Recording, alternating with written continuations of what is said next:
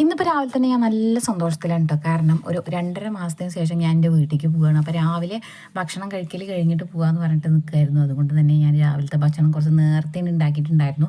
പിന്നെ ചായ കുടിക്കൽ കഴിഞ്ഞാൽ അപ്പം തന്നെ വേഗം ഞങ്ങൾ റെഡിയായി. അമ്മും ഞങ്ങളുടെ കൂടെ വരുന്നുണ്ട് കേട്ടോ. അപ്പോൾ രാവിലെ പോയിട്ട് വൈകുന്നേരത്ത് വരികയാണ് പറഞ്ഞാൽ അമ്മു അച്ചു ആരെങ്കിലും ഒരാൾ വരും. അച്ചുവിന് ഡാൻസ് ഉള്ളതുകൊണ്ട് അവൾ വന്നിട്ടുണ്ടായിരുന്നില്ല.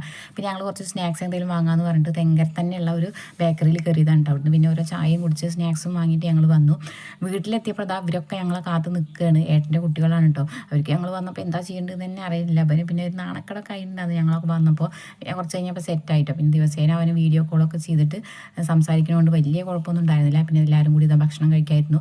അപ്പോൾ അമ്മയുടെ അടുത്ത് ഞാൻ ഇന്ന കറിയൊക്കെ വേണമെന്ന് പറഞ്ഞിട്ടുണ്ടായിരുന്നു കേട്ടോ.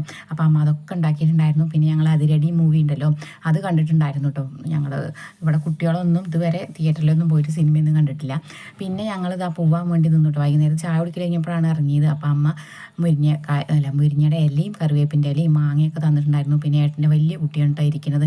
ഞങ്ങൾ പോണതിലുള്ള സങ്കടത്തിലിരിക്കുകയാണ്. പിന്നെ അവൻ്റെ അടുത്ത് വല്ലാതെ യാത്ര പറയാൻ നിന്നിട്ടുണ്ടെങ്കിൽ അവൻ കരയാൻ നിൽക്കും. പിന്നെ അമ്മ കൊട്ടിയൂർ പോയപ്പോൾ ഒരു ഓടപ്പൂ കൊടുത്തിട്ടുണ്ടായിരുന്നു. പിന്നെ അതും വാങ്ങിയിട്ട് ഞങ്ങൾ തിരിച്ചു പോകുന്നു കേട്ടോ. അപ്പോൾ അത്രയും നമ്മുടെ കുഞ്ഞു വീഡിയോ.